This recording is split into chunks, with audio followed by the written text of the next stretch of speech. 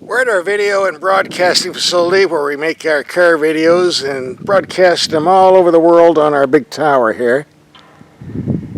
And I'm told Land Rover is going to drop off one of their nice vehicles here, and I see it did because it's sitting right next to me. The Defender. Let's take a close look here. When it comes to an off-road SUV, there's only two things I want: reliability and durability. That's why my go-to vehicle is a Toyota 4Runner. But I have to admit, this Defender is one sharp-looking vehicle. Very classy look. And does have a lot of off-road capabilities we'll look at a bit later. That's one thing I like about Range Rovers. They do have beautiful styling. And this is the best one I've ever seen. And this white paint with black outline looks really sharp. We're going to take this into town and look at the price tag and show you some of the features.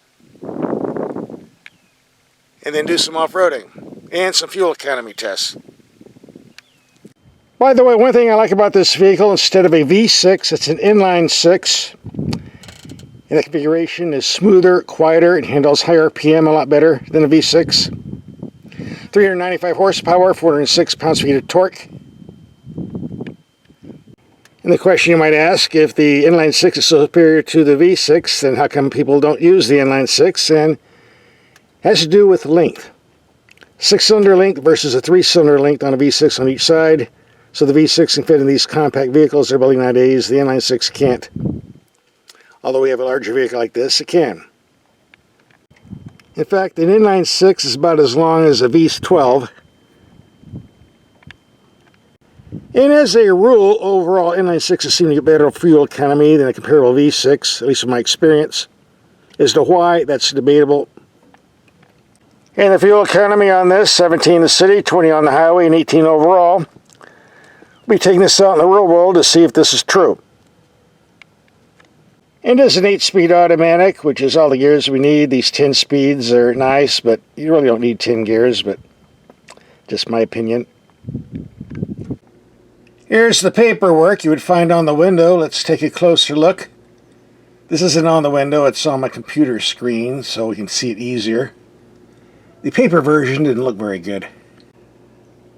There's a Defender 90, which is a 2-door model, the 110, this one here, a 4-door model, and the 130 model, which is 4-door, with a stretched out body for third-row seating. While the base Defender 2-door starts around $57,000. This one's a wee bit more. Oh my, look at all those options. Good grief. 22 in all. Let's enlarge this a little bit so you can read everything. Air suspension, $1,800. That's probably worth the money. 22-inch spoke wheels, $2,200. Head-up display, $1,000. Getting kind of expensive here. All these little nitpick options. 22-inch spare tire, $200. Well, I would hope so. You can read the rest. I'm not going to go over the whole list. And there you go. Of course, if you custom order this, eliminate a lot of the fluff, you get a much nicer price if you want to wait on a special order. If you order a Defender without all the fluffy options, you can probably get one cheaper than the Jeep Wrangler or the Ford Bronco. If you really try and special order it. But you order all the goodies, and again, maybe not. Let's see where this is made. Parts from all over the joint.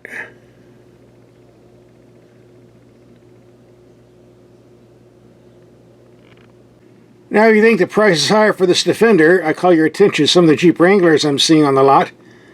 Here's one I tested 4 months ago. A nice 4-door hybrid. And that baby was $76,935.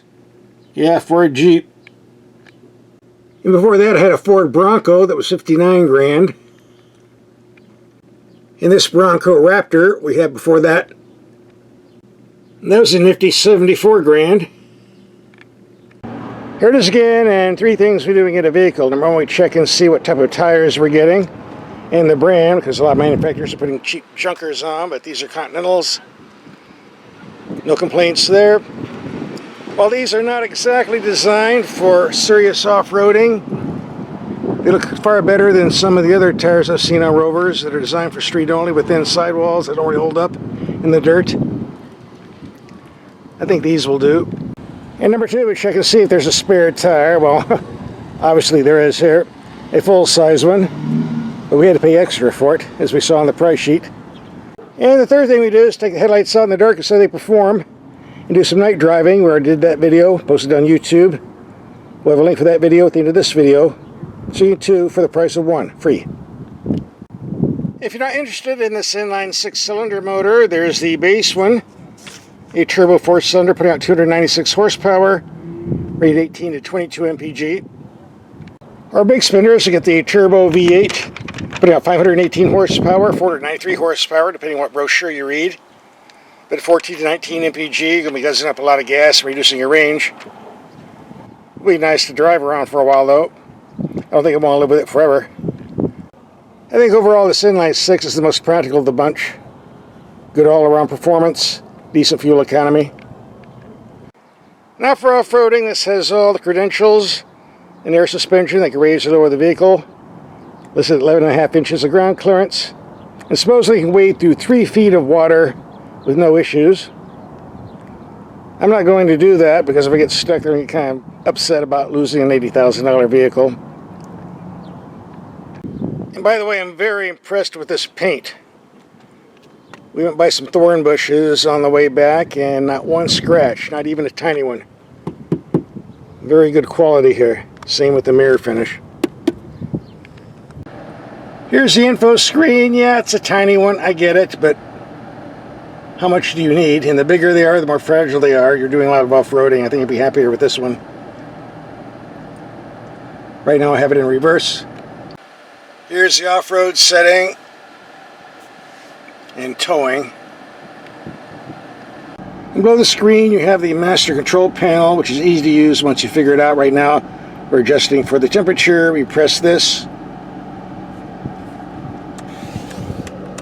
Now we're going to comfort, eco, grass, snow, mud ruts, sand, rock crawl, wading.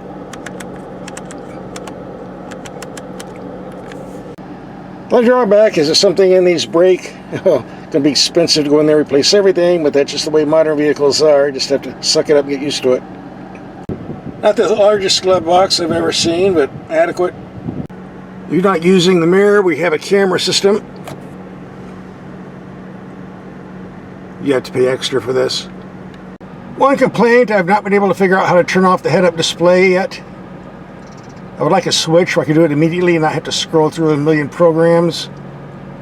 I find it easier just to stick a sock down the hole and get rid of it that way. And we have the Land Rover emblem pop up on the head-up display, remind you what you're driving. The second row seats do fold down if you want for cargo. Just pull up the cushion. Nice place to take a nap. A full solid one-piece door. That should eliminate a lot of potential rattles. And now you have a perfectly flat cargo space for hauling all your gear. Very durable material too. Not going to easily scratch. And this rubber mat keeps items from swirling around when you're taking corners. Like my toolbox here. Appreciate it.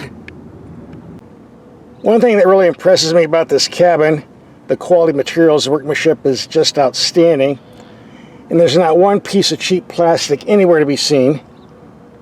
Appearance-wise, it seems to be all leather and aluminum. Of course, yes, there is some synthetic plastic in here, but it doesn't look it to be. Like this. High-grade polymer. The only silly thing I can find is the so-called glove box, which is a cooler to put your drinks in. Come on, man, this is 1970s stuff. People now just carry a zipper bag with an ice pack. This is just unnecessary. This is normally where I'd put my cameras, but I'm afraid the unit might turn on and short everything out from the cold. So I'm just going to leave it empty. I like the location of this BMW type shifter. I prefer push buttons myself, but this will do. And again, the cabin looks pretty good in the back, more than enough room for 2 adults. So far I'm very impressed. This is a very high quality rig. There's no cheapness anywhere to be found. And now the only thing left to do is take it out and drive it. Or take a highway trip and do some ranch patrolling in the dirt. So let's go. We're going to take this rig on a highway trip, and there's 2 things I've noticed already. Number 1, in spite of the stiff suspension, the ride is very smooth. Thanks to that air suspension, very impressive. And number 2, even though this thing has the aerodynamics of a cereal box, I would expect a lot of wind noise. We are pushing a lot of air, but actually the wind noise is very low, and this is a very quiet vehicle. I suspect it has to do with extra insulation. But either way, this is a quiet rig. Very comfortable for highway cruising, good driving position, decent steering. I'm very impressed. If you compare this to another off-road vehicle, the Jeep Wrangler, with its noisy cabin, high wind noise, and sloppiest steering on the planet, this is miles and miles ahead. Far superior. Sorry, Jeep guys, but you know it's true.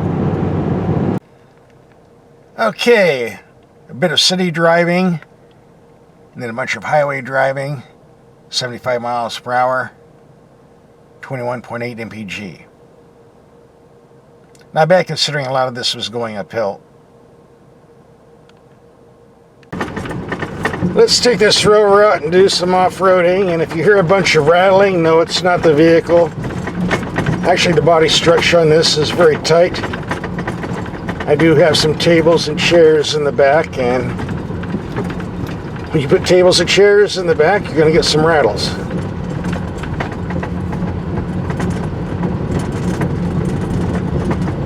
I'm very impressed with the suspension, which is one of the better ones I've ever used on an SUV that's intended to be off-road. While the ride is extremely stiff, at the same time the suspension sucks up the washboard impacts with ease. You don't feel anything. Never reaches the interior anyway. Ordinarily on this road I've slowed down to 15-20 miles per hour, but I'm doing 35 to 40 with no issue whatsoever. Actually, I could go quicker, but there are a few potholes up here that I don't remember where they're at, and I don't want to hit one, obviously. I definitely give it total thumbs up on this chassis design. I also like this power steering. It's quick and responsive. At the same time, none of the impacts on the road are finding its way into the steering wheel. Very smooth and comfortable. I see dinner. Somebody left the gate open again, which is why I'm doing ranch patrol. Yeah, you just like me to step out and get a bit of those horns. No thanks. That's my girlfriend. I called her Kamala. Hey, baby. Well, the gate's open. They all got loose. Nothing I can do about it. Say hi to YouTube. This vehicle appears to be small in photographs, but it's actually bigger in person. But still, it has enough narrow width to squeeze in tight spaces. Especially when you're chasing cows for the fun of it. Yeah, let's hit one of those. That put a nice dent. And one thing's for sure, we're not lacking ground clearance.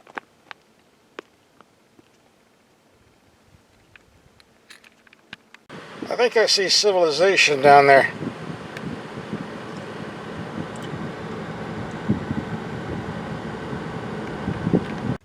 This is definitely a very impressive off-road rig. I like it. Can't afford it, but I like it.